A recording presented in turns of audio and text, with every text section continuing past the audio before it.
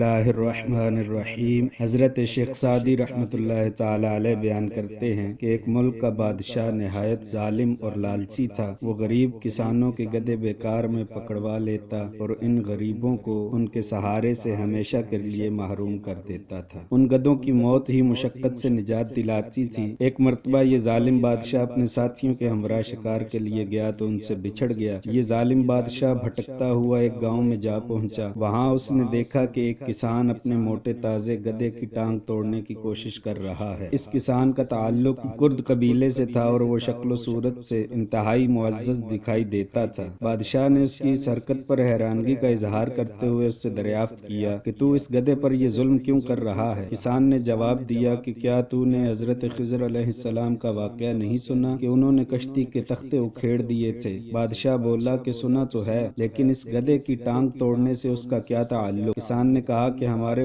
ملک کا بادشاہ بڑا ظالم ہے، وہ بیکار میں گدھے پکڑ لیتا ہے۔ جس طرح حضرت خضر علیہ السلام نے اس کشتی کے تختے اکھیڑ کر اسے عیبدار بنایا تھا، اسی طرح میں اپنے گدھے کو عیبدار بنا رہا ہوں۔ پھر اس کسان نے بادشاہ کی خوب برائیاں بیان کی اور اسے علم نہ تھا کہ اس کے سامنے جو شخص کھڑا ہے وہی بادشاہ ہے۔ بادشاہ کو اس کسان پر بہت غصہ آیا، مگر وہ صرف اس وجہ سے خاموش رہا کہ اس وقت وہ تنہا تھا۔ اگلے دن جب بادشاہ کے سپاہی اسے تلاش کرتے ہوئے اس گاؤں پہنچ گئے تو بادشاہ کو اپنے ساتھ محل لے گئے۔ بادشاہ جب کھانے سے فارغ ہوا تو اسے کسان کا خیال آیا۔ اس نے اپنے سپاہی بھیج کر اس کسان کو گرفتار کروا دیا۔ کسان کو معلوم ہوا کہ وہ جس کے سامنے بادشاہ کی برائیاں کرتا رہا وہ بادشاہ خود تھا، تو وہ جان گیا کہ اب اس کی جان بچنا مشکل ہے، لیکن موت کے خوف سے وہ ہراساں نہ ہوا، بلکہ اس یقین نے اس کے اندر مزید جرأت پیدا کر دی۔ کسان نے سوچا کہ اب مرنا تو ہے ہی، کیوں نہ اس ظالم بادشاہ کو مزید سناؤں۔ اس نے بے خوف ہو کر بادشاہ سے کہا کہ تیرے خوشامدی وزیروں نے تجھے تیرے متعلق جو کچھ بتایا ہے وہ درست نہیں، اور پورا ملک تیری اس خود غرضی اور ظلم کی وجہ سے پریشان ہے۔ ہر شخص تیرا ذکر برے الفاظ میں کرتا ہے۔ اس کسان کی باتیں اگرچہ تلخ تھی لیکن چونکہ وہ سچی تھیں اس لیے بادشاہ پر ان کا بے حد اثر ہوا اور اس کے دماغ سے بربریت کا بھوت اتر گیا اور اس نے اسی وقت توبہ کی اور اس کسان کو انعام و اکرام سے نوازا۔ حضرت شیخ سعدی رحمۃ اللہ تعالی علیہ اس